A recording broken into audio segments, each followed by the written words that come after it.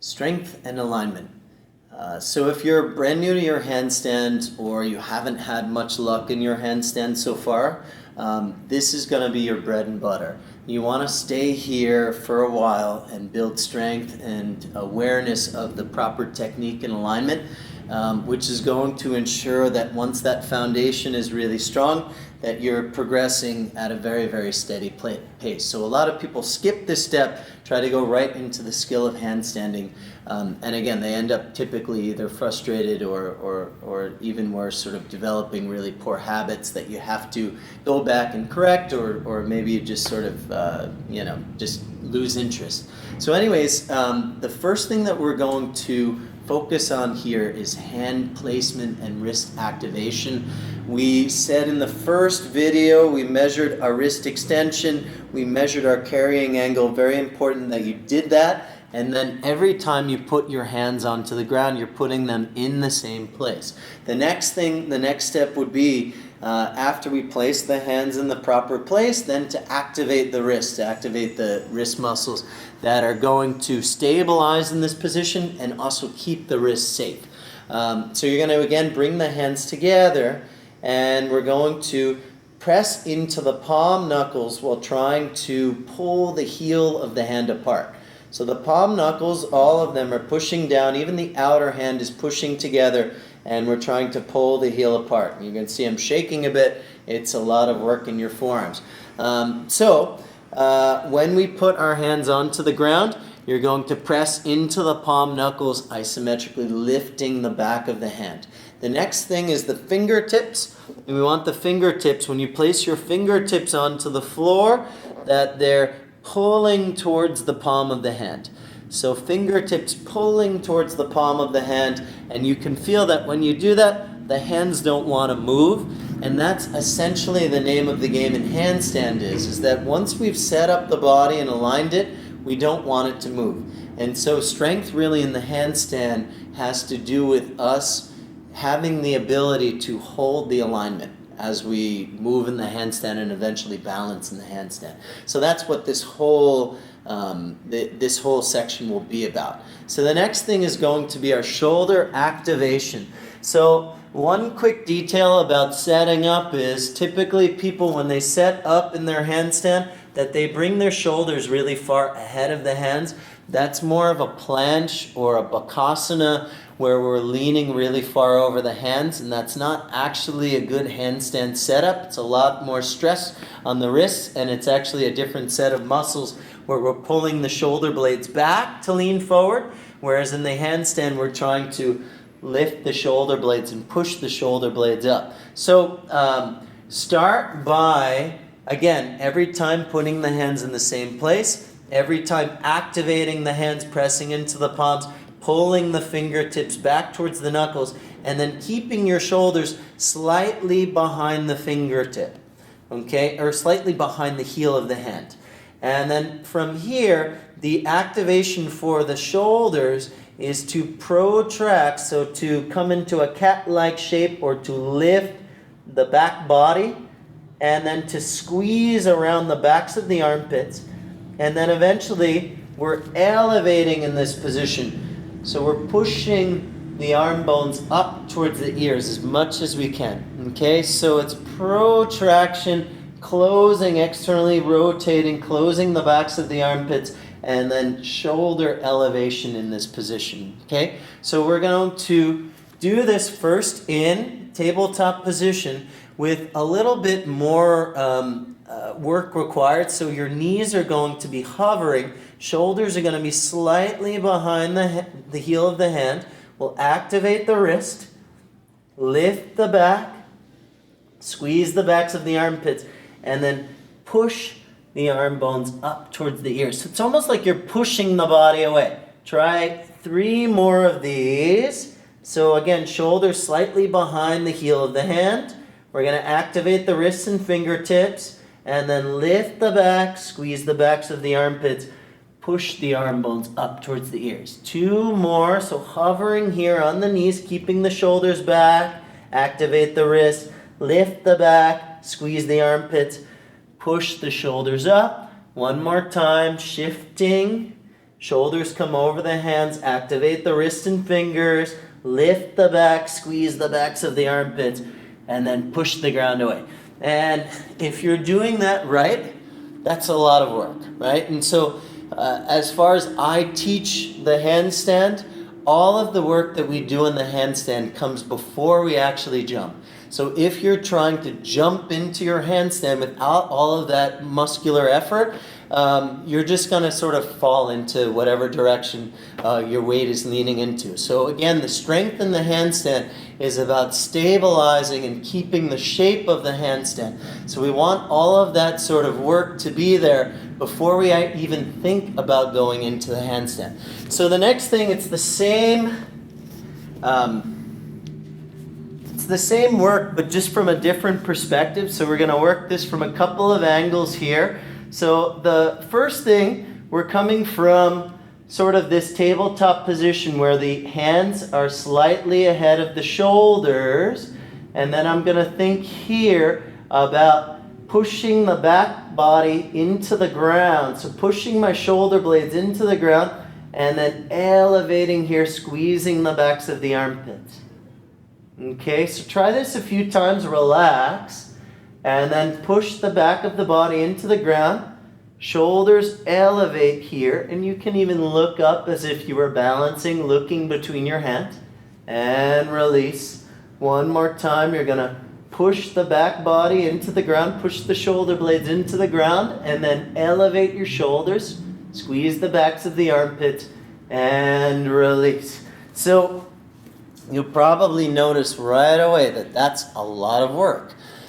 So coming now to the wall, so what I like to do here is show you a lot of different perspectives so that we're able to sort of feel these activations from all different angles and all different scenarios. So then again, it becomes very, very familiar to you. You know sort of where your body is in space, especially when we get into the upside down. So we're going to come with the back against the wall. So it'll look like this. I'm in an arch shape, and what I'm going to do first is push the hips forward, push the back against the wall, and then I'm going to lift my arms up while keeping all that work. So for the handstand, we want to have 180 degrees of shoulder flexion.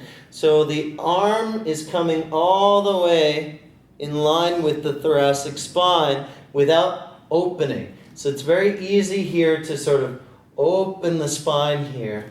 So what I want you to do is bend your knees a bit and just rest your hips on the wall, and then push your shoulder blades against the wall. Push your butt forward, and then drive your tailbone down so the back is flat against the wall, and then bring your arms up. Keep all of that work. Push the arms up. You look a little crazy while you're doing this.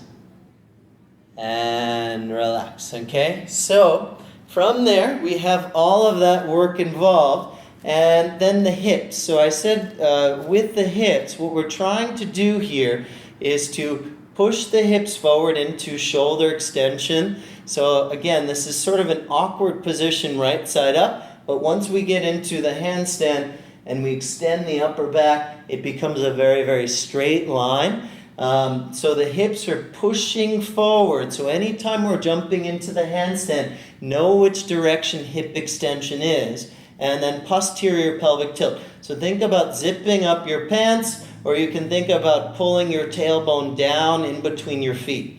Okay? So all of those activations we're going to try to work on here. We're going to do our first back to wall handstand. So it doesn't matter so much how you get up to the wall, but back to wall handstand again. I'm going to push the shoulder blades against the wall, push the hips away from the wall, drive the tailbone down, and push the shoulders up towards the ears. So you may here want to take a stopwatch and time how long you can do this in good alignment. Try not to push too much beyond sort of where you feel like, all right, I'm fatiguing, I'm shaking. Make sure you can get off the wall really calmly. So get as close as you can to the wall and then drop your head. So my hands are maybe 2 inches away from the wall. I'm going to drop my head. come up to the wall, legs together. First, I'm going to activate the wrists, activate the fingertips, squeeze the backs of the armpits, elevate the shoulders, push the back to the wall, push the hips away from the wall, reach the tailbone up, and then breathe here. So try to be as calm as you can be. It's not calming per se, but try to breathe softly here.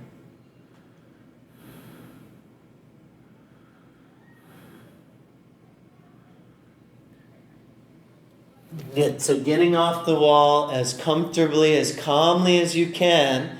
And then from here, we're going to come onto the floor, reinforcing this movement. It's the same movement. So if you think of what I just did against the wall, now the floor becomes the wall. So it's the same exact alignment here. I'm working on strengthening my hips in the center of the body.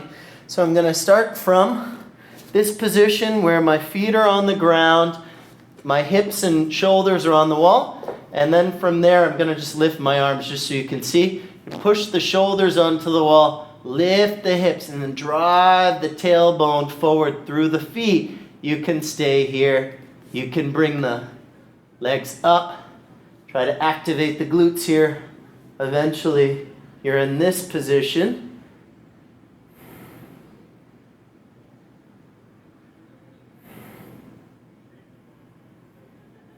5 more breaths.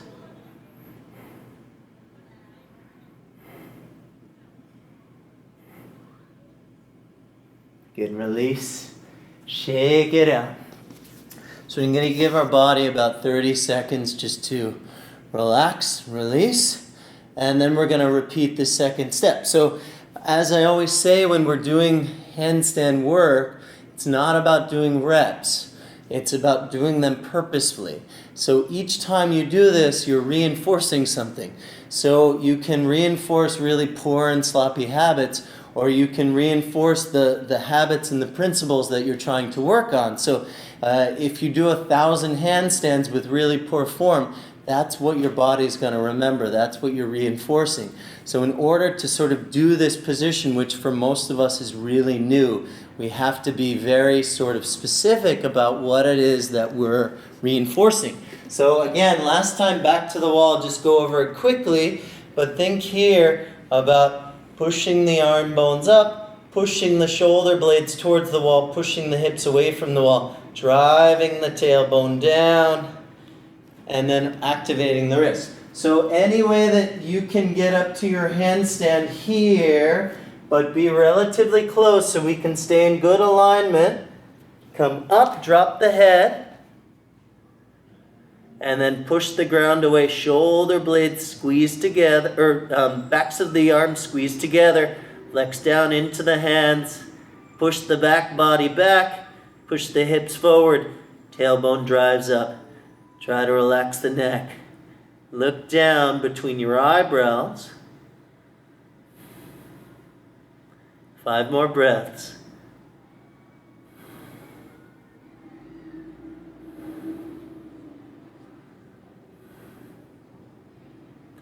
Come down when you feel fatigued. Just try to do that very, very gently. So again, another trick here, another secret is to always be pushing the ground away. So a lot of times when we're done, when we're about to fall out of the handstand, we just sort of stop pushing, and then all of your weight comes toppling down. So we want to exit the handstand in control, and that all comes from you keeping the weight in your hands as you slowly lower the hips to the ground. So make sure that we finish the handstand every time. So coming back one more time, 30 seconds in our hollow body position. I'm going to add a little something here in your hollow body. Push the shoulder blades down, lift the buttocks, pull the hip points forward. From here we're going to do 40 Kapalabhati breaths. So think about pumping underneath the navel.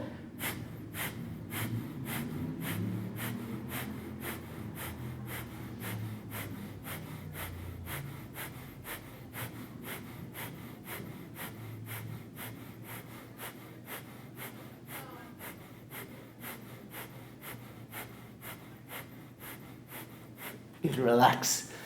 All right, so one more exercise for this series, chest to wall handstand. So with chest to wall handstand, again, we're using the floor as if we were using the wall, and we're activating the same exact muscles, the same exact alignment cues, except in the opposite direction. So it can get very confusing when you're upside down, and if you've ever had a teacher that was like, do this, and you did the complete opposite. That's why we do all of these alignment drills, to understand what we're doing, where we're moving the body, and how it should feel when we do that. So you're going to lie on your stomach, focus here on pushing the hips down to the ground, reaching the tailbone back, and then lifting the back body away from the ground, squeezing the backs of the armpits, pushing the shoulders up towards the ears, looking at your thumbs.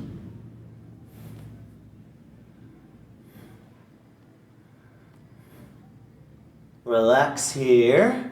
It's not a very relaxing position. And then again, I'm going to come to the wall, do the same exact activation here. So chest is facing the wall. I'm going to push the hips towards the wall, move the back body away from the wall, push the shoulders up. So I look a little crazy when I do this. That's when you know you're onto something. And then finally, we're going to walk up the wall. So if this is a lot for you initially, just practice walking up and walking down the wall. Walking up, walking down the wall, keeping your arms actively pushing into the ground, moving slowly in control. Once you get into a position where you can hold this, you may start pretty far away from the wall. Still, same thing here. Think about pushing your hips towards the wall. Point your toes up. Point your back away from the wall. Pretty soon you'll be able to get a little bit closer.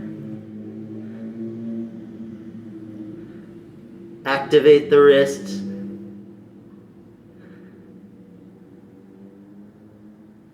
Push the butt towards the wall. Reach up. When you need to come down, I like to exit coming out. As you can see, my hands are still on the ground. I'm pushing the ground away and coming down slowly with the hips. Final thing here, you can use a strap. You can use this wooden dowel or something like a mop broom. These are called shoulder dislocates. So again, try to keep your body hollow, the front of the body. Gonna reach up with the arms and back. Reach up, up, up, up, up, and forward. So do 10 of these. Try to keep your arms from bending. Try to keep the arms from sort of fidgeting around. So if that's the case, you want to be wider with whatever it is that you're using. Make this a very fluid movement. So do about 10 of these.